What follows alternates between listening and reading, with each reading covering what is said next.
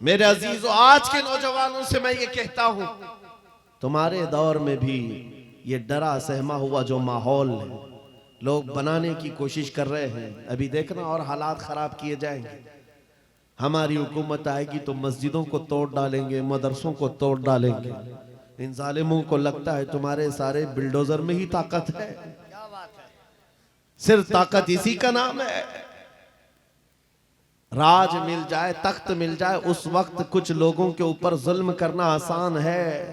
जिस तरह चंगेज ने भी किया, हलाकू ने भी किया, बड़े बड़े जालिमों ने किया है, और उनका हशर भी तुम्हें मालूम होना चाहिए।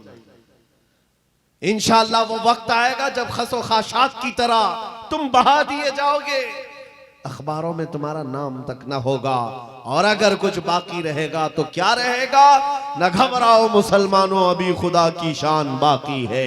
अभी इस्लाम जिंदा है, कुरान बाकी है। ये जालिम काफिर क्या समझते हैं जो रोज हमसे उलझते हैं? अरे अभी करबला का आखिरी मैदान बाकी है। आज के जो 20-22 साल के नौजवान हैं, आज के जो 20-25 साल के नौजवान हैं, कल ये उम्मत की बागडोर संभालने वाले हैं। तो बुज़दिली तुम्हारे दिलों के अंदर ऐसी घर न कर जाए कि आने वाली नस्लें भी जो है इसी तरह डर और सहमे हुए माहौल में जिंदगी गुजारने पर मजबूर हो जाए। आज अगर तुम बेदार हो गए तो कल की नस्लों में शेर जरूर पैदा होंगे। और आज अगर ये चैन के अंदर खराबी आ गई, जैसे कुछ लोगों में इससे कबल आई है, हर इलाके के आज जो बड़े लोग बनते हैं, बड़े बनने का मतलब वो ये समझते हैं कि सिर्फ और सिर्फ मसलहत के साथ जीना सिखाया जाए। उनके सामने सिर्फ हिकमत और मसलहत ही है। वो ये समझते हम बड़े होने का किरदार अदा करते हैं। मेरे अजीज़ों, काश हमारे इलाकों में ऐसे बड़े भी होते जो खालिद बिन वलीद का किरदार बच्चों में डाल रहे होते।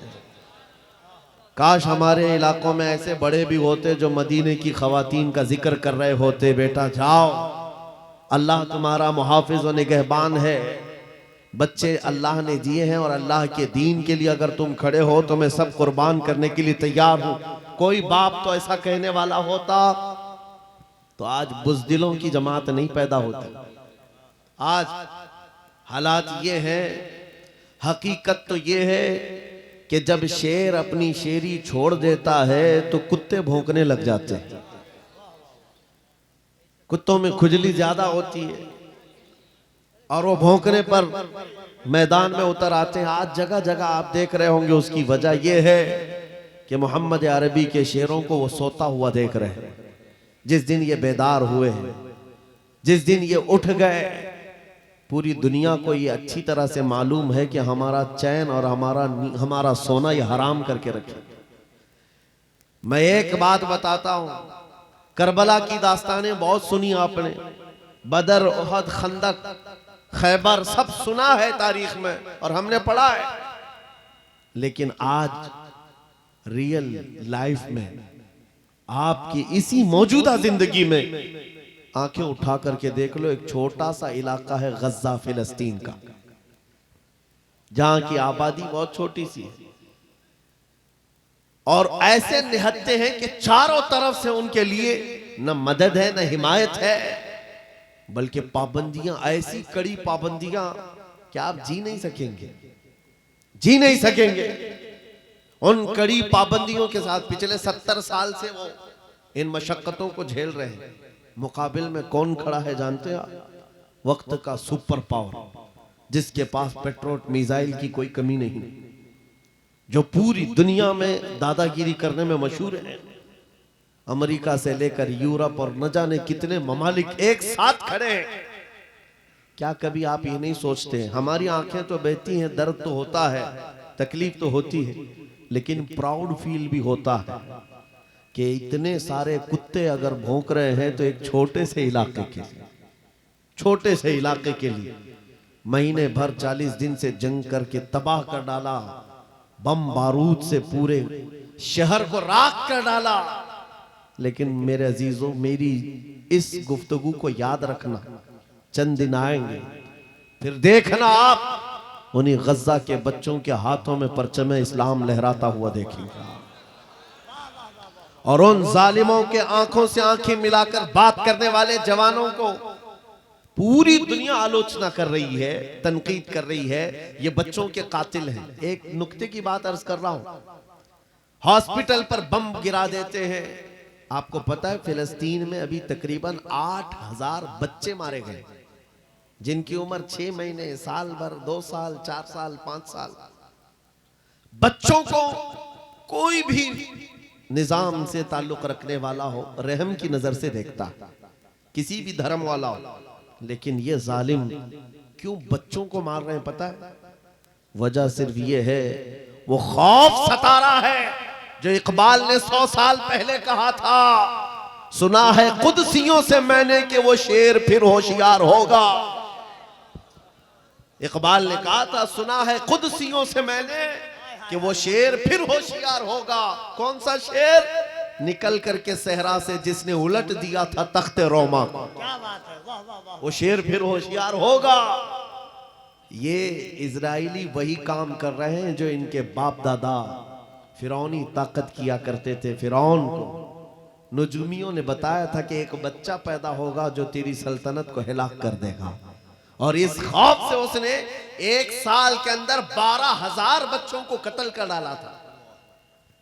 नजूमियों ने बताया था फिरौन के ख्वाब की ताबीर में 12,000 बच्चों को कत्ल कर डाला, लेकिन जो बच्चा इसकी सल्तनत को हिलाक करने वाला था वो मूसा अलैहिस्सलाम थे। पैदा भी हुए हैं और फिरौन के घर में ही अल्लाह ने उनको पाला। आपको पता है, तफसीर उठा करके देख लें, जब हजरत मूसा अलैहिस्सलाम की माँ, उनकी विलादत का वक्त करीब आया तो तहखाने में गई, बेटा पैदा हुआ। हालात ऐसे थे कि फिरौन जो भी बच्चा पैदा होता ज़बह कर देता था। कुरान में आया, युज़ब्बिहूना अब्नाअहुम व यस्तहयूना निसाअहुम। लड़की पैदा होती तो जिंदा छोड़ देते थे, बेटा पैदा होता तो ज़बह कर देते थे। अब मूसा अलैहिस्सलाम जब पैदा हुए तो क्या किया? खुदा की तकदीर और उसकी हिकमत के फैसले आपको मैं बता रहा हूँ, तफसीर से ताल्लुक रखने वाली बात। अल्लाह ताला ने मूसा अलैहिस्सलाम की माँ के दिल में ये बात डाला कि एक लकड़ी के संदूक में इनको रख करके दरिया में बहा दो। और रबतना अला कुलूब, अल्लाह ताला फरमाता है कि हमने उनके दिल को बांध दिया, मजबूत किया। किसको? हजरत मूसा की माँ को। उन्होंने एक संदूक में मूसा अलैहिस्सलाम को रखा और दरिया में बहा दिया।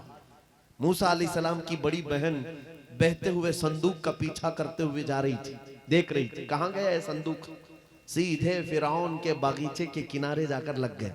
फिरौन की औलाद नहीं थी, फिरौन की बीवी वो बागीचे में टहलने आई थी, देखा एक संदूक आकर लगा है, गुलाब जैसा हसीन बच्चा है, उठा लिया, प्यार किया और लेकर के आई।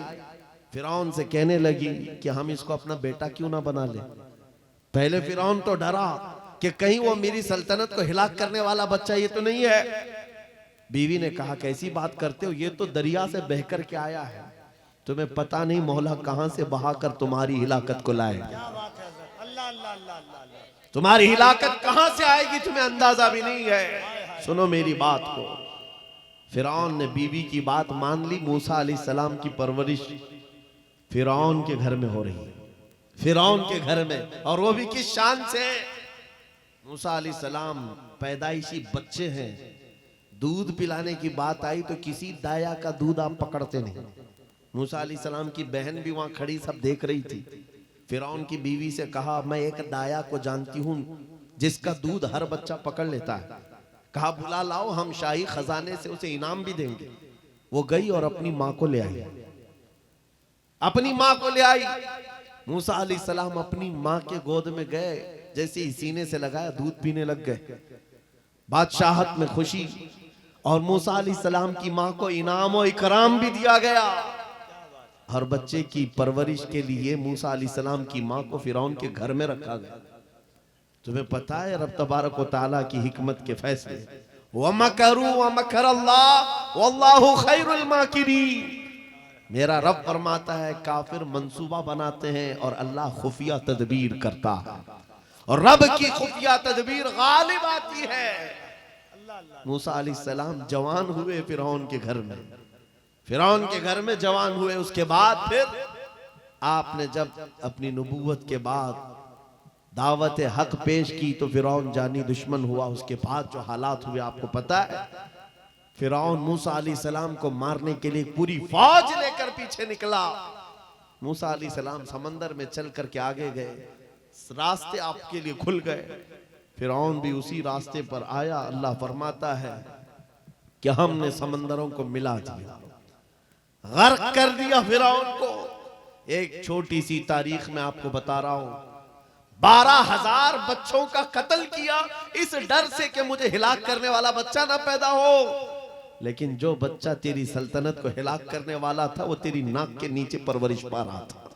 आज इन जालिमों ने गद्दा के हजारों बच्चों को सिर्फ इसलिए मारा है कि ये बड़े होकर के मुजाहिद ना बन जाए, ये बड़े होकर के हमें आंख दिखाने वाले ना बन जाए। और बाज़ाब्ता स्टेटमेंट में ये कहते भी हैं, इन बच्चों को कत्ल करने से हमें कोई खौफ नहीं, कोई आपत्ति नहीं है, कोई तकलीफ नहीं है, इसलिए कि बड़े होकर के ये हमें आंख दिखाने वाले बनेंगे। ये डर तुम्हारा बता रहा है। कई हजार बच्चों को भी तुम कत्ल कर लो, लेकिन तुम अल्लाह की उस हिकमत से गाफिल हो। जालिमो, वो अनकरीब पैदा होगा जिसको दुनिया सलाहुद्दीन कहती है, वो अनकरीब होगा। मेरे अजीजों, आज के नौजवानों से मैं ये कहता हूं, तुम्हारे दौर में भी ये डरा सहमा हुआ जो माहौल है, लोग बनाने की कोशिश कर रहे हैं। अभी देखना और हालात खराब किए जाएंगे। हमारी हुकूमत आएगी तो मस्जिदों को तोड़ डालेंगे, मदरसों को तोड़ डालेंगे। इन जालिमों को लगता है तुम्हारे सारे बिल्डोजर में ही ताकत है। सिर्फ ताकत इसी का नाम है। राज मिल जाए, तख्त मिल जाए, उस वक्त कुछ लोगों के ऊपर जुल्म करना आसान है। जिस तरह चंगेज ने भी किया, हलाकू ने भी किया, बड़े बड़े जालिमों ने किया है, और उनका हशर भी तुम्हें मालूम होना चाहिए। इंशाअल्लाह वो वक्त आएगा जब खसो खाशात की तरह तुम बहा दिए जाओगे, अखबारों में तुम्हारा नाम तक ना होगा। और अगर कुछ बाकी रहेगा तो क्या रहेगा? न घबराओ मुसलमानों, अभी खुदा की शान बाकी है, अभी इस्लाम जिंदा है, कुरान बाकी है। ये जालिम काफिर क्या समझते हैं जो रोज हमसे उलझते हैं? अरे अभी करबला का आखिरी मैदान बाकी है। नारे तकबीर, नारे रिसालत, मुहाफिज़े नामूसे रिसालत, मसलके आला हजरत। नौजवानों, इस यकीन के साथ और ईमान के साथ अपनी जिंदगी को आगे बढ़ाओ। खुदारा मैं तुमसे कहता हूं, अगले दिनों के बाद जब तुम्हारे इम्तिहान का वक्त आएगा, हर उस्ताद अपने बच्चे को इम्तिहान की तैयारी करा रहा होता है।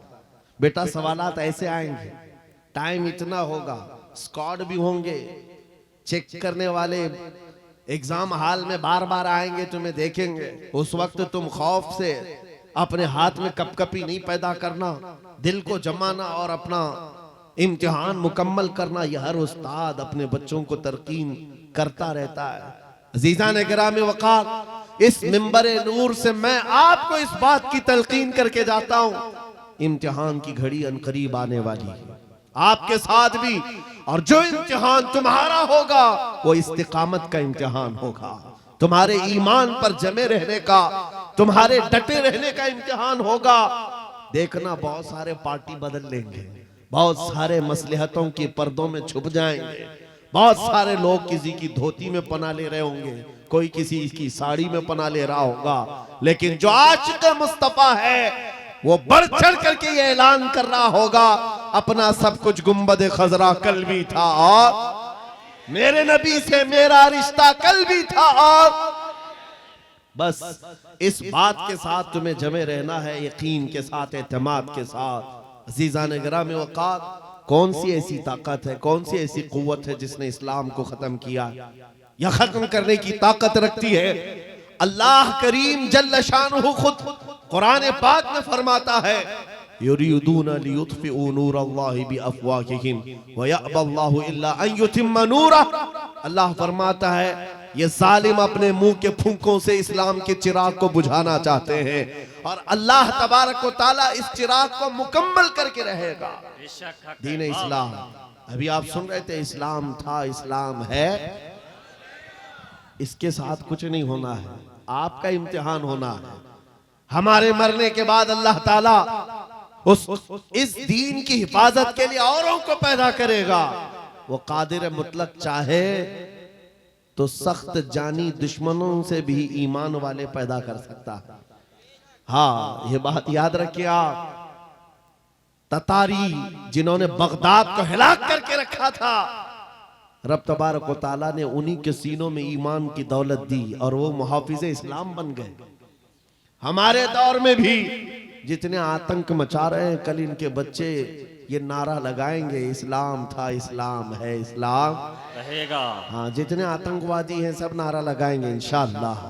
आप इंतजार करें इस बात का, लेकिन तुम अपने इम्तिहान में जमे रहो, डटे रहो।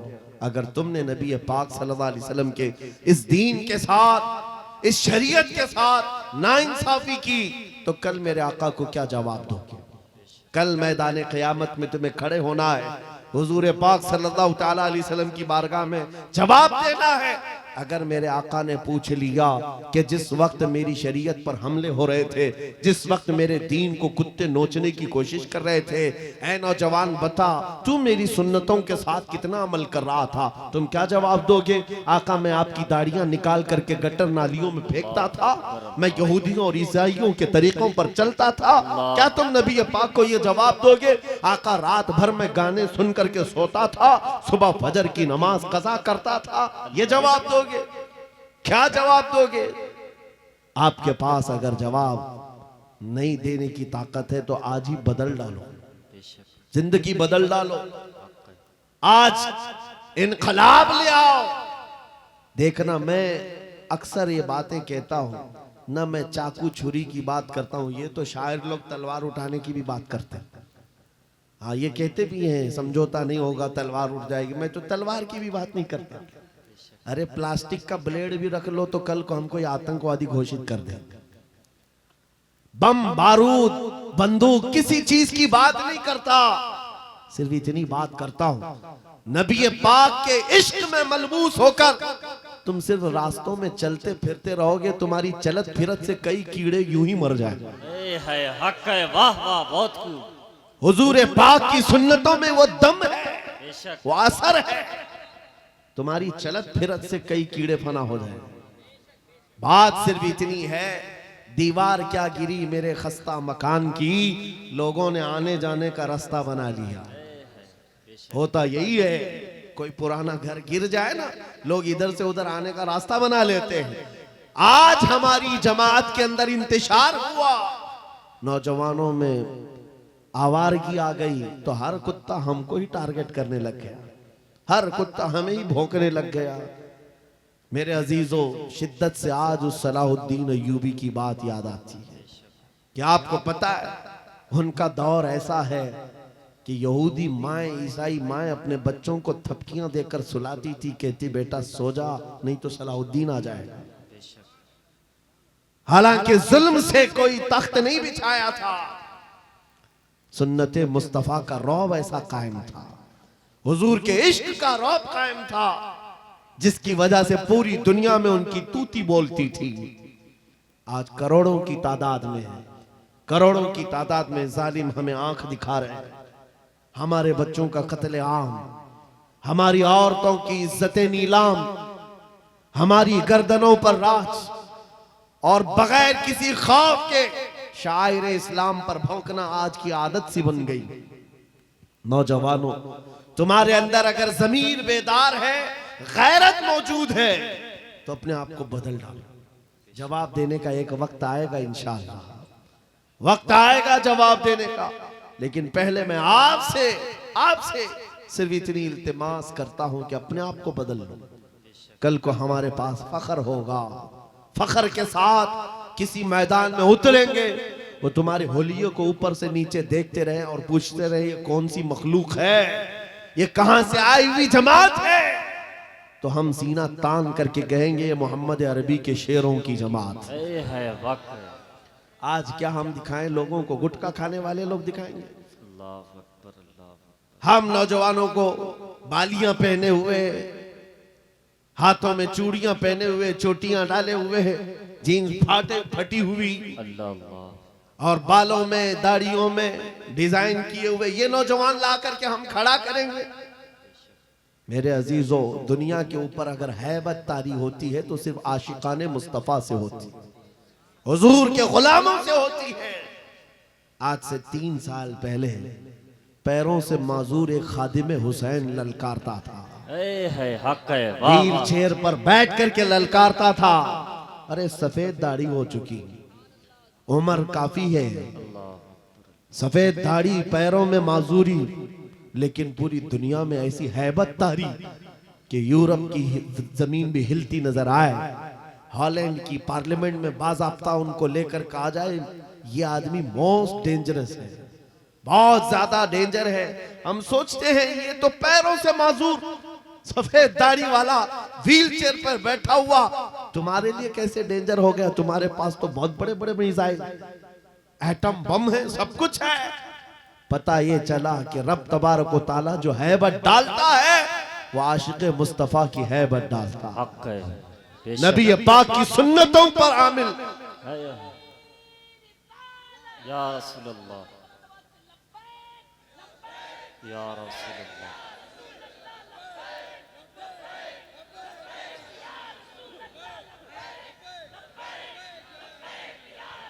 सैयदना उमर इब्ने खत्ताब रज़ी अल्लाह ताला अन्हु का दौर है। सहाबा कराम एक इलाके को फतह करते हैं, वहां का जो गवर्नर था, वहां का जो सुल्तान था, वो गिरफ्तार हो गया, दूसरे मजहब से ताल्लुक रखता था और उसने तलवार उठाई थी, इनके खिलाफ कैद हो गया। लेकिन जब कैद होकर के आया तो जाहिर सी बात है हमारे खिलाफ तलवार उठाए थे, अब फंसे हो तो मार खाओगे, अब तुम्हारी मौत होगी। लेकिन मुजाहिदीन इस्लाम थे, हजरत उमर के पास पेश किया, कहा कि इसका क्या करना है? कहा अगर वो इस्लाम में आता है तो उसकी जान बख्श दी जाए। उस बादशाह से कहा गया कि तू अगर ईमान ले आता है तो तुझे तेरी जान भी वापस और तेरा मुल्क और तेरी सल्तनत भी तुझे लौटा दी जाए, तू ही बादशाह, तू ही गवर्नर है। उसने कहा मेरा दीन इतना आसान नहीं है कि मैं बादशाहत लेने के लिए अपना ईमान छोड़ दूं, नहीं हो सकता, नहीं हो सकता। जान से मारने की बात थी। उसने कहा मैं अपना धर्म नहीं बदल सकता। फिर उसके बाद साहबा ने कहा हजरत अमीरुल मोमिनीन से इसका क्या किया जाए? हजरत उमर फारूक ने क्या किया सुनो, कहा उसको कहो कि हम तुम्हें जेल में डाल देंगे। उस बादशाह से कहा गया तो उसने कहा मंजूर है मुझे जेल, लेकिन मैं अपना धर्म नहीं बदल सकता, दीन नहीं बदलूंगा। हजरत उमर ने कहा जेल में डाल दो, और 10 सहाबा को भी उसके साथ जेल में डाल दिया। इनका कोई कसूर नहीं था। 10 सहाबा जवान थे। नौजवानों तवज्जो से सुनो, उस कट्टर दिल बादशाह के साथ जेल में डाल दिया। वो नौजवान सहाबा जेल में थे, उनके वक्त, उनके औकात की पाबंदी, सुबह दोपहर शाम वो अपनी नमाजों के पाबंद, कुरान की तिलावत, नबी पाक सल्लल्लाहु अलैहि वसल्लम की मोहब्बतों वाली सुन्नतें। 8 दिन नहीं गुजरे थे, वो बादशाह इन नौजवानों को बार बार देखता था। पलट करके उसने कहा तुम्हारे अमीरुल मोमिनीन से मुझे मिलना है। पैगाम पहुंचाया गया हजरत उमर के पास, कहा लाओ उसको। पेश किया गया बादशाह को, जेल के बाहर ला करके हजरत उमर के पास। कहा क्या कहना चाहते हो? कहा ईमान लाना चाहता हूं, ईमान लाना चाहता हूं। कहा हमने तो इससे कबल तुम्हारे सामने पेशकश रखी थी, क्यों नहीं लाए? उस वक्त तो तुम्हारी सल्तनत भी तुम्हें वापस करने की बात की गई थी, तब भी नहीं लाए। जेल में डालने की बात की गई, तब भी नहीं लाए। वो बादशाह कहता है इस तरह से अगर आप 25 साल भी मुझे जेल में डालते तब भी मैं नहीं बदलता। मुझे ये सख्तियों ने नहीं बदला, आपके इन 10 जवानों ने मेरा दिल बदला। इनके अखलाक और किरदार मैंने देखा, फिर मेरा दिल गवाही देने लगा ये झूठों की जमात नहीं हो सकती। और मैंने इनकी सुबह देखी, इनकी शामें देखी, इनका उठना बैठना, इनके नमाज, इनकी इबादतें, इनका गिड़गिड़ाना, ये सब देख करके जवानों में मेरा दिल पसीज गया। और फिर दिल ने पुकार करके कहा गुलामों का जब यह हाल है तो फिर आका का हाल क्या है? गिरामी वक़ार, बदल सकते हो आज भी बदल सकते हो। कि अगर तुम्हारे अखलाक, तुम्हारा ईमान मजबूत हो जाए, पत्थर दिलों को भी बदल सकते हो। बस बात इतनी है कि अमल के मैदान में तुम्हें आना है, उनके दिलों को बदलना मेरे मौला की शान है, रब तबारक व तआला की शान है। बड़े बड़े जलसे कर लिया, रात पूरी जाग लिया, लेकिन तुम्हारे अखलाक नहीं संवर सके तो ये फजूल हो जाएगा, कोई काम के नहीं। अगर सिर्फ दिखावे के लिए फॉर्मेलिटी अदा करना है तो हमें जलसों में बुलाओ भी मत। हम इस काम के लोग नहीं हैं, हम इस मैदान के लोग नहीं हैं। नहीं, हमारा ये पेशा है कि आपके पास आया, तकरीर किया और कुछ पैसे लेकर चला गया, अपनी कमाई किया। अलायाज़ु बिल्लाह, कभी नहीं। सिर्फ एक दर्द लेकर के चलते हैं कि हमारी जमात में से वो नौजवान किस दिन उठेगा जो इकबाल का जवान था। सुना है कुदसियों से मैंने कि वो शेर फिर होशियार होगा। बस यही दर्द लेकर आप तक, बल्कि बंगाल की खाड़ियों में, बिहार की झाड़ियों में, हर जगह पर सफर सफर इसलिए कर रहे हैं कि कहीं ना कहीं मेरे मौला करीम ने फजल फरमाया और रहम फरमाया उम्मत मुस्तफा पर। हमारा जवान बेदार हो जाएगा, इन गानों को ये लात मारेगा, ये सारे मुजरे करने वाले अखलाक को ठोकर मारेगा और खड़ा होकर दुनिया को बताएगा मेरे नबी से मुझे इतना प्यार है कि तुम अगर नंगे रहने पर फख्र कर सकते हो तो मैं मेरे मुस्तफ़ा की सुन्नतों पर फख्र करूंगा। बेशक सुभान। अगर तुम्हें चोटी रखने पर शर्म नहीं आती तो मुझे दाढ़ी रखने में क्यों शर्म आए। हकीकत बोल रहा हूं या नहीं? अरे लोग आज तो चड्डी पहन करके निकल रहे हैं, उनको कोई शर्म या उनको कोई हिकारत से नहीं देखता, बल्कि फैशन कहलाया जा रहा है। तुम्हें अगर अपने मुस्तफ़ा करीम से मोहब्बत है, जैसे कि कहते हो जान भी दे देंगे, माल भी दे देंगे, उनके कदमों पर कुर्बान भी हो जाएंगे। जान बाद में देना, गर्दन बाद में देना, पहले अपने अंदर मौजूद खराबियों की कुर्बानी दे दो। अपनी जिंदगियों में मौजूद इन तमाम वाहियात को खत्म करो, आ जाओ मेरे मुस्तफ़ा के गुलाम बन जाओ। एक सवाल करता हूं, दिल पर हाथ रख करके और यकीन के साथ मुझे बताओ, अगर कोई तुम्हें हुजूर का गुलाम कहे तो बुरा लगेगा? किसी को बुरा लगेगा? बल्कि मैं तो ये कहता हूं, दुनिया मुझे हुजूर के दरबार का कुत्ता कहकर पुकारे, मेरी जिंदगी की मेराज, हमारी सआदत है। हुजूर के दरबार का कुत्ता कहलाना भी हमारे लिए फख्र है। आपको अगर कोई गुलाम कहता है तो एतराज है आपको बुरा लगेगा? बल्कि हुजूर का गुलाम होना ये सबसे बड़ा शरफ है, सबसे बड़ी सआदत है। तो जब आपको दुनिया कोई हुजूर का गुलाम कहे तो बुरा नहीं लगता, तो अमल करने में बुरा क्यों लगता है? पूरे के पूरे गुलाम बन जाओ हुजूर अकरम सल्लल्लाहु तआला अलैहि वसल्लम। नहीं, आप झूठ बोलते हैं। कुछ लोगों की बात कर रहा हूं। हुजूर का गुलाम कहने में बुरा नहीं लगता, टोपी रखने में बुरा लगता है, दाढ़ी रखने में बुरा लगता है, फिर झूठ क्यों बोल रहे हो? हुजूर के गुलाम कहलाने में बुरा नहीं लगता, लेकिन अमल से बार बार दिखाते हो कि नहीं, पसंद नहीं है तुम्हें, पसंद नहीं है। इस्लाम जिंदाबाद का नारा लगाते हो, अपनी बीवियों पर, अपनी बच्चियों पर इस्लाम को क्यों नहीं पसंद करते? इनके दुपट्टे कहां चले जाते हैं? इनको आवारा क्यों छोड़कर रखा है? इनको जिस तरह बेपर्दगी के साथ घुमाते हो और खुशियों से देखते हो, शादी महल में जाकर देखे वहां तो हालात ही बदले हुए हैं, इस्लाम दिखता ही नहीं। तो इस्लाम जिंदाबाद का नारा सिर्फ ये जुबानी है? अपने घरों से तब्दीली ले आओ, इनकलाब तुम्हारे घरों से आएगा। आज तुम दिल महसूस करके बैठे हुए हो कि बड़े बड़े तख्त पर बैठे हुए कुत्ते हमारे लिए भौंक रहे हैं, इस्लाम को मिटाएंगे, मदरसों को मिटाएंगे, मस्जिदों को मिटाएंगे, बुरा लगता है। और उसके बदले में तुम चाहते हो उनका जवाब देने वाला कोई चाहिए। बार बार हमारी मेंबरों से हम उनका जवाब देते रहे। ऐ नौजवानों, जवाब तुम अपने अमल से दो। एक मस्जिद का मीनार क्या गिरता है, हर घर मस्जिद बनना चाहिए, हर घर मस्जिद बन जाए। काश तुम्हारे घरों से अजाने हो, तुम्हारे घरों को मुसल्ला बना दिया जाए। एक बात याद रखो, दुनिया थक जाएगी, एक वक्त आएगा थक जाएगी। कल को देखना इजराइल भी थक चुका होगा बेशक मार मार करके। अब आएंगे वो युद्ध विराम करने के लिए कि हम समझौता करेंगे, बस खत्म हो गया। जितने ताकत थी झोंक दिया, मार मार करके थक जाएगी दुनिया। लेकिन हमारी शरीयत का, हमारे दीन का एक मिजाज है, कितने गाजी मारोगे हर घर से गाजी निकले। बेशक हक है।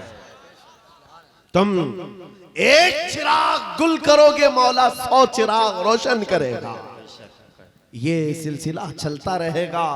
यहां पर भी तुम खौफजदा ना रहो, डर के माहौल में ना जियो।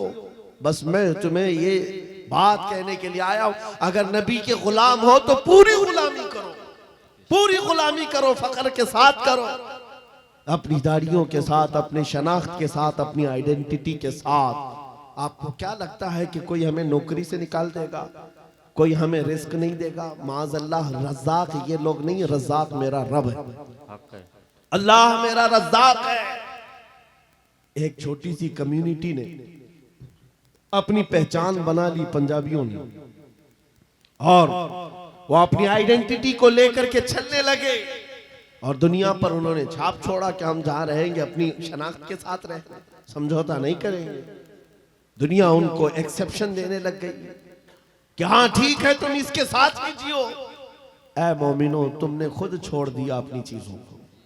काश उस सहाबी रसूल की बात मैं तुम्हें बताऊं। हजरत नौमान एक सहाबी, एक बादशाह के पास उनको बुलाया गया था, हुजूर के तर्जुमान बन करके गए थे।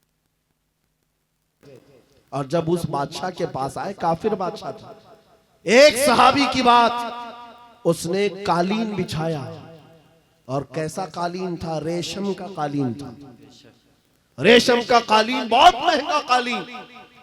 और जो कुर्सी बिछाया वो सोने की कलाई की हुई कुर्सी थी।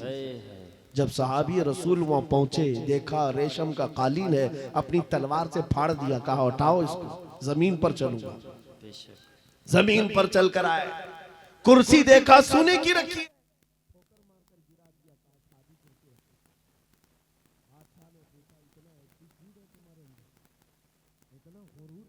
का तुम्हारी इज्जत के लिए ये रेशम का कालीन बिछाया, सोने की कलाई की हुई कुर्सी रखा। उस साहबी ने कहा, बादशाह ये गुरूर नहीं, ये तकब्बुर नहीं है, मैं मदीने वाले मुस्तफा का गुलाम हूं, जिनका फरमान है कि मर्द के लिए रेशम का इस्तेमाल हराम है, मर्द के लिए सोने का इस्तेमाल हराम है। मैं दुनिया में जहां कहीं रहूंगा, एक सोने की कुर्सी क्या 1000 कुर्सी रखे, मैं ठोकर मार दूंगा। अपना सब कुछ गुंबद खजरा, मेरे नबी से मेरा रिश्ता। उन सहाबा का ये ऐलान था, उनका ये ऐलान था, जहां रहेंगे हम अपनी आइडेंटिटी के साथ रहेंगे। ये नहीं कि तुम जालिमों के बीच में बैठ गए, शराब का दौर चल रहा है, तुम भी उठाए पी लिए, दोस्ती में तुम भटक गए, औबाश अय्याश नौजवानों की दोस्ती में तुमने वहां पर चरस गांजे भी ले लिए, तुम्हें उस वक्त नबी पाक का ख्याल नहीं आया, हुजूर पाक सल्लल्लाहु अलैहि वसल्लम की निस्बत का ख्याल नहीं आया। एनी टाइम हर जगह पर तुम अपने नबी से जुड़े हुए हो। आज ये अहद करके उठो, जिंदगी के जिस शोबे में भी जाऊंगा मैं मदीने वाले आका का गुलाम बन करके जीऊंगा। ये अहद करेंगे इंशाअल्लाह। बाजार में भी हुजूर के गुलाम, मस्जिद में भी हुजूर के गुलाम।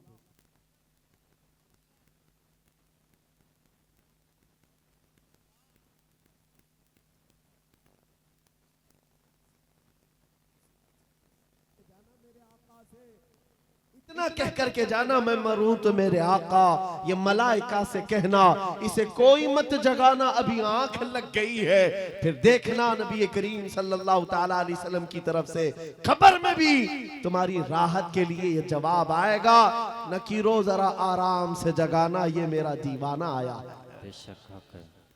ये मेरा दीवाना है, थक करके आया है।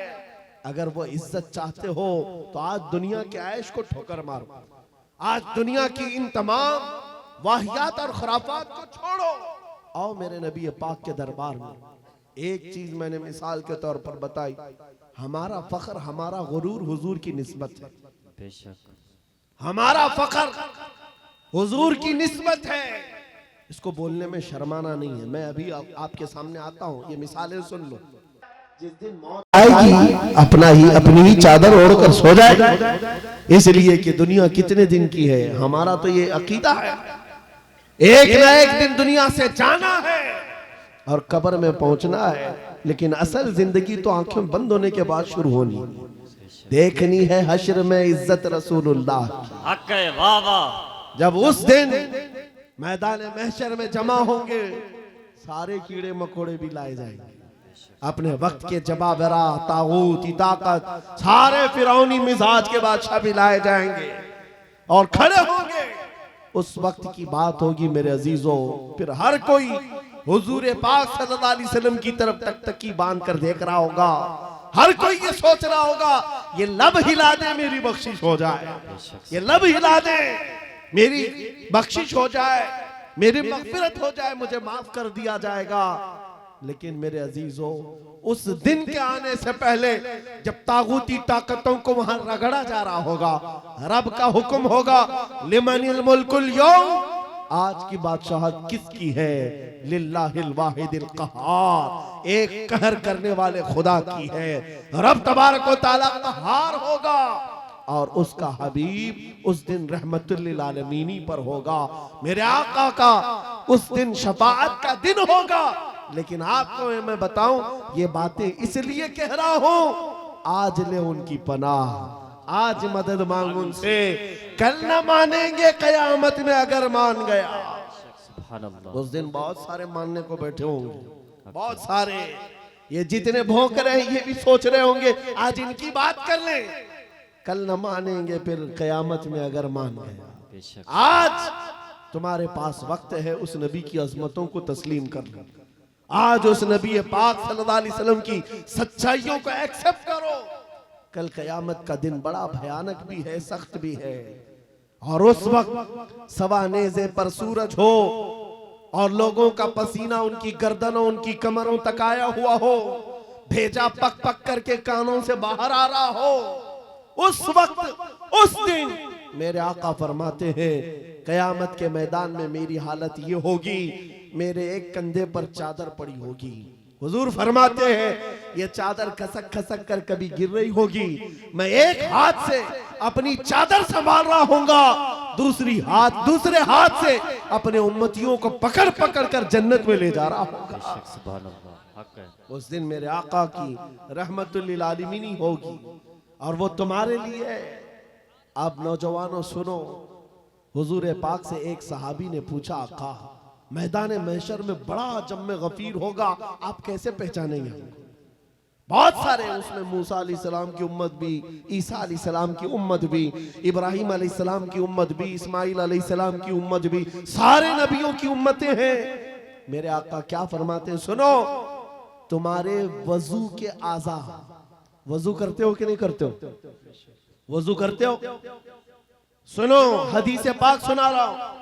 मेरे आका फरमाते हैं, वजू करने के वक्त तुम दोनों हाथ धोते हो और चेहरा भी धोते हो, ये जो दिखने वाले मसा भी करते हैं और पैर भी धोते हैं। हुजूर फरमाते हैं, कयामत के दिन ये आज़ा सबसे ज्यादा चमक रहे होंगे, ये चमक देख करके मैं पहचान लूंगा मेरा उम्मती फला जैसा। सुभान अल्लाह, हक है, वाह वाह। जो वजू ही नहीं करता वो क्या चमकाएगा कयामत के दिन? वजू ही नहीं करता।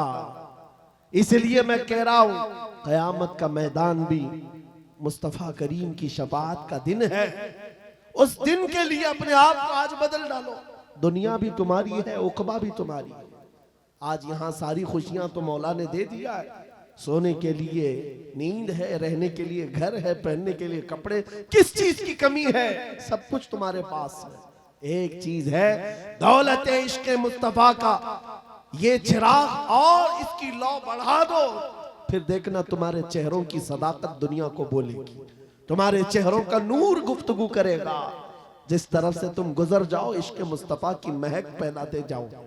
अजीजा ने गिरामे वक़ार, मैं इस मैसेज के साथ अपनी गुफ्तगू समेटना चाहता हूं, इस मैसेज के साथ कि जितने आज इस्लाम के खिलाफ बोल रहे हैं, ये सुन सुन करके नौजवानों के दिलों में ये बात आने लग गई कि हालात बड़े खराब हैं, अभी कुछ बोलना नहीं। यही तो दिन है बोलने के, यही तो दिन है जवाब देने के। तुम इंतजार करते रहोगे, अच्छे दिन आएंगे तब हम बोलेंगे। और झूठे लोगों के अच्छे दिन कभी नहीं आते। झूठों ने जो अच्छे दिन के नारे फैलाए वो कभी नहीं आते। मैं आपसे कहता हूं मेरे अजीजों, एक मशहूर मुहावरा है, गाड़ी चलाना सीखना हो तो ट्रैफिक में ही चलाना पड़ेगा। तुम अगर इंतजार करते रहो रोड खाली होगा तब गाड़ी चलाओगा, तो तुम इसी तरह रोड के खाली होने के इंतजार में रह जाओगे और ड्राइविंग सीट पर आ भी नहीं पाओगे। भीड़ भाड़ को देखो, ट्रैफिक में ही लेकर उतर जाओ और एक न एक दिन ड्राइविंग सीट मिल ही जाएगी, बैठ जाओगे। आज ऐ नौजवानों, क़ियादत करना है, हालात के अच्छे होने का इंतजार मत करो। जिस तरह के हालात हैं, मुझे इश्क मुस्तफ़ा के साथ खड़ा होना। आज एक बात सुन लो, मैं रुखसत होता हूं। कई हमारे मोहब्बत करने वाले उलमा ने हमसे कहा था, जो बहुत मोहब्बत करते हैं, कहा मुफ्ती साहब बड़ा अंदेशा है और डर लगता है, कहीं आपके साथ कुछ हो गया तो क्या होगा। अवाम और मखलूक आपसे नफा उठा रही है, ज्यादा देर तक ये नफा चलना चाहिए। उनकी मोहब्बतें मेरे सर आंखों पर, मैं सलाम करता हूं, उन्होंने दुआएं दी हैं। लेकिन मेरे अजीजों, बारहा उन्होंने कहा आपका होना बहुत जरूरी है, आपका होना बहुत जरूरी। इनसे भी पूछो तो यही कहेंगे, जरा एहतियात से बात करें, बहुत सख्त जुमले बोलेंगे, कल को कुछ हो जाएगा, आपका होना बहुत जरूरी है। मैं अर्ज करता हूं नौजवानों, मेरी हैसियत एक घास के बराबर भी नहीं। इमाम हुसैन का होना कितना जरूरी था। हक है, वाह वाह। इमाम हुसैन का होना कितना जरूरी था। मक्का के सहाबा हाथ जोड़कर कह रहे थे, मौला हुसैन आप मत जाइए, अहले बैत का सबसे बड़ा चेहरा आप हैं, आप जाएंगे तो मखलूक को नफा कौन पहुंचाएगा, उम्मत की रहबरी कौन करेगा। इमाम हुसैन ने सबकी सुनी थी, सबकी सुनी और कहा, बल्कि मक्का से निकलने के वक्त छोटी मोटी जंगें भी हो गई थी, चाहने वालों से ही जो रास्ता रोक रहे थे, मत जाइए मत जाइए, आपका होना बहुत जरूरी है। मेरे अजीजों, ये मिजाज हुसैनी था जो ये बता रहा था कि मसलहत के साथ खामोशी के साथ जी लेंगे और 8 साल 10 साल, लेकिन अगर जालिमों के वक्त खामोश रह गए, कल की नस्लें इतनी बुज़दिल हो जाएंगी, वो ये समझने लग जाएंगी जो ऐरा गैरा भौंकना चाहे भौंक सकता है। हमारे बड़ों ने कभी जवाब नहीं दिया तो हम क्या जवाब देंगे।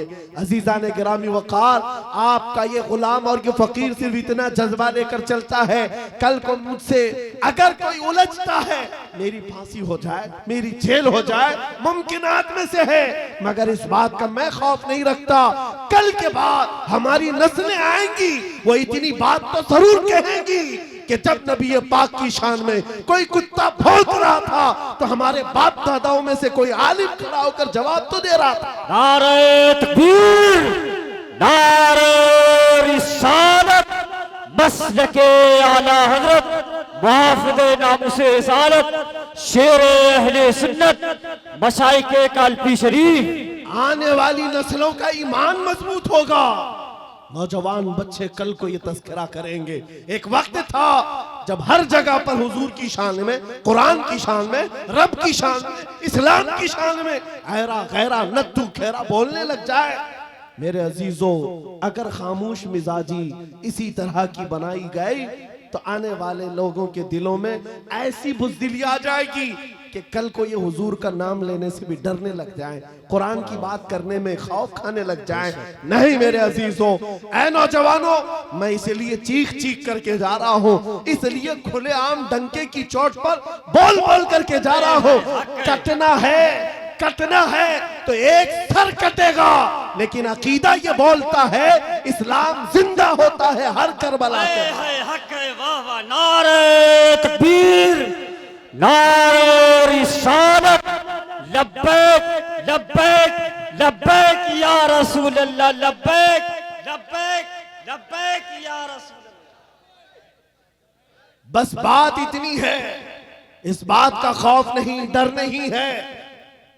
इंशाअल्लाहुल अजीज इस दीन का मुहाफिज अल्लाह करीम किसी न किसी को पैदा करेगा और ये दीन चलता रहेगा। लेकिन ये हालात रकम कर दिए जाएंगे, ये तारीख लिखी जाएगी। हुजूर पाक सल्लल्लाहु अलैहि वसल्लम, आपको पता है आज से तकरीबन मेरे अंदाजे के मुताबिक 600-700 साल पहले की तारीख लिखी हुई है। बगदाद के ततारियों की तारीख, जिन्होंने पूरे मुसलमानों को खत्म किया था। बादशाह ने कई उलमा को, मुसलमानों को बेड़ियों में कैद करके लाकर अपने दरबार में खड़ा किया था और उनके सामने एक ईसाई पादरी को लाकर कहा कि इनके नबी की शान में गालियां दो। पैसा देकर के गालियां दिलवाई जा रही थी, गालियां दे रहा था। लेकिन दरबार में बादशाह का एक कुत्ता था जो सोने की जंजीर से बंधा रहता था। और जब वो ईसाई पादरी हुजूर की शान में गालियां देने लगा, बयान करने लगा, कुत्ता भौंकने लगा। दरबारी कुत्ता था, बादशाह का कुत्ता था। ये सही रिवायत है, अल्लामा इब्ने हजर अस्कलानी ने लिखा है। कहा बहुत हो गया तो कुत्ता जंजीर तोड़ करके निकल आया और उसके सीने पर चढ़ गया, दम जदन में फाड़ कर 2 टुकड़े कर। उसकी हैबत ऐसी थी उस कुत्ते की। बादशाह खड़ा हो गया, दरबारी खड़े हो गए, सिपाही खड़े हो गए। ये मंजर देखकर कोई कुत्ते के करीब आना नहीं चाह रहा है। कुत्ते ने किसी और को नहीं काटा, सिर्फ और सिर्फ उस गुस्ताख रसूल को जो नबी की शान में भौंक रहा था। औलिया कामिलीन, उलमाए सलफ सालिहीन ने लिखा है उस एक कुत्ते के किरदार से दरबार में मौजूद 10,000 लोगों ने इस्लाम कबूल कर लिया था। हक है, वाह वाह। नबी की आजमत को कबूल कर लिया था। 600 साल गुजर गए, 700 साल गुजर गए, लेकिन तारीख में वो कुत्ते का नाम आज भी महफूज है। क्यों? इसलिए कि नबी पाक की नामूस की तरफ उंगली उठाया तो जानवर होकर के भी हुजूर के दिफा के लिए, इज्जत के दिफा के लिए खड़ा हो गया। आज है नौजवानों, तुम तो उम्मती हो, तुम तो रसूल पाक के गुलाम हो। तुम्हारे लिए मेरे आका ने रात रात भर रोए हैं। तुम्हारे लिए बख्शिश का सवाल कितनी मर्तबा मेरे रब से किया है। तुम्हारे बारे में मेरे आका फरमाते हैं, तुम्हारे तलवों में कांटा भी चुभ जाए तो दर्द मुझे भी होता है। तुम्हारा रिश्ता नबी से बहुत गहरा है। तुम जानवर नहीं हो, तुम इंसान हो। तुम्हारे लिए मेरे आका पूरी रात रोते थे, मेराज में रब से सवाल करते थे। उम्मती उम्मती कहते दुनिया से भी आप रुखसत फरमा गए। ऐ नौजवानों, अगर हुजूर की उन यादों का, उन निस्बतों का कुछ पासो लिहाज है तुम्हारे पास तो खड़े हो जाना। ये मत देखना मेरे मुकाबिल में कौन बोल रहा है, मेरे मुकाबिल में कितने बड़े तख्त पर बैठा हुआ है, कौन गुंडा राज कर रहा है, कौन तागूती नमरूद और फिरौन बैठा है। ये हरगिज़ नहीं देखना। अपने ईमान और अपने अखलाक की जिम्मेदारी यह है, मैं नबी का कुत्ता हूं, सामने जो भी आएगा उसकी छाती पर चढ़ करके उसको भौंकूंगा, वाह वाह, उसका जवाब दूंगा। या रसूलल्लाह, या रसूल, आला हजरत, आला हजरत। हमारा ये तेवर, हमारा ये मिजाज सिर्फ और सिर्फ उन लोगों के लिए है जिनके अंदर खुजली ज्यादा है और हुजूर पाक नामों से रिसालत, इस्लाम, कुरान और दीन पर उंगलियां उठाते हैं। बहुत सारे लोग हमारी तकरीरें सुनते हैं, गैर मुस्लिम, नॉन मुस्लिम लोग, पुलिस डिपार्टमेंट वाले लोग भी, उनको ऐसा लगता है भड़काऊ बात है, बहुत प्रोवोक करते हैं। मेरे अजीजों, हम देशवासियों के लिए नहीं, ये सख्त लहजा इसलिए है। मैंने एक पुलिस डिपार्टमेंट के ऑफिसर थे, उनसे कहा था अगर आपकी माँ को कोई बदकार कह दे तो आपको कैसा लगेगा। कुर्सी से खड़े हो गए, कहा क्या मिसाल दे रहे मौलाना मेरी माँ पे। कहा आपको अभी मैंने मिसाल दिया, अच्छा नहीं लगा। सुनिए साहब, करोड़ों माँ से ज्यादा मुसलमान अपने नबी से मोहब्बत हक है, बेशक हक है, वाह वाह। हमारे लिए अपने नबी की मोहब्बत जान से बढ़ करके है, ईमान की जान है। और हमारा ये तेवर और हमारा ये मिजाज सिर्फ उन लोगों के लिए है जो हुजूर की तरफ उंगली उठाते हैं। खैर चाहते हो, सुलह आश्ती के साथ रहो, अमन अमान के साथ रहो, क्योंकि कुरान ने हमें फरमाया है वइन जनाहु लिस्सल्मी फजनह, अगर वो झुका दें, सलामती चाहे तो तुम भी सलामती के साथ रहो। हमारा ईमान यही हमें कहता है कि तुम जहां पर रहो जंग की तमन्ना मत करो, दुश्मनों से मुठभेड़ की तमन्ना मत रखो, सलामती और अमन के साथ हम भी जीना चाहते हैं, आप भी। लेकिन एक बात याद रखना, एक पिल्लर है हमारा, एक सुतून है हमारा, जो पूरी कायनात का अजीम पिल्लर है। उसको जो भी छेड़ेगा फिर छत तुम्हारे ऊपर गिरने को तैयार रहेगी। वो पिल्लर, वो सुतून मुहम्मदुर रसूलुल्लाह की जात है। क्योंकि हमारी तारीख ये है, घबरा गई है गर्दिशे दौरा कभी कभी, दीवान गाने इश्क़े मोहम्मद को देखकर घबरा गई है गर्दिशे दौरा कभी कभी। वो मेरे आबा व अजदाद थे, ऐ सुन्नियों तुम्हारे आबा व अजदाद थे, तुम्हारे वो पुरखों की तारीख थी जिन्होंने दरिया नहीं देखे घोड़े डाल दिए थे, जिन्होंने पहाड़ नहीं देखे चढ़ा दिए थे, जिन्होंने आंधियां नहीं देखी अपने नबी का परचम लहरा दिया था। टल न सकते थे जंग में अगर अड़ जाते थे, पांव शेरों के भी मैदान से उखड़ जाते थे, हक से सरकश हुआ कोई तो बिगड़ जाते थे। अरे तेग क्या चीज है, हम तोप से भी लड़ जाते थे। बेशक सुभान अल्लाह, हक है। यादी यादी यादी, यह हमारी तारीख की सच्चाइयां हैं। और अगर यकीन नहीं आता, उन सारे कीड़ों से मैं कहता हूं, जाओ फिलिस्तीन के उन नन्हे बच्चों को आज देख लो जिनके हाथों में छोटी कंकरियां हैं और सामने बड़े बड़े मिसाइल खड़े हुए हैं, लेकिन इन बच्चों का ईमान आज भी है। इस्लाम था, इस्लाम है, इस्लाम रहेगा। यही यकीन तुम्हारे दिलों के अंदर पैदा हो जाए। अजीजा ने गिरामे वकार, बस मेरा मैसेज जवानों के सीनों में अगर महफूज हो गया, कल को अगर वो खड़े होकर ये अहद करके उठे, मैं सो जाऊं या मुस्तफा कहते कहते, खुले आंख सल्ले अला कहते कहते, उन्हें जाना उन्हें माना, न रखा गैर से काम, लिल्लाहिल हम्द मैं दुनिया से मुसलमान गया। जिंदगी ये नहीं किसी की किसी के लिए, जिंदगी है नबी की। अरे ना समझ मरते हैं जिंदगी के लिए, जीना मरना है सब कुछ नबी के लिए। आओ बारगाह मुस्तफा में अहद करके उठते हैं, वादा करके उठते हैं। आका दूसरों के लिए बहुत जी लिया, लेकिन आज वादा करता हूँ या रसूल अल्लाह, दहन में जुबान तुम्हारे लिए, बदन में है जान तुम्हारे लिए। हम आए यहाँ तुम्हारे लिए, उठे भी वहाँ तुम्हारे लिए। लब्बैक या रसूल अल्लाह, लब्बैक या रसूल अल्लाह, लब्बैक या रसूल अल्लाह।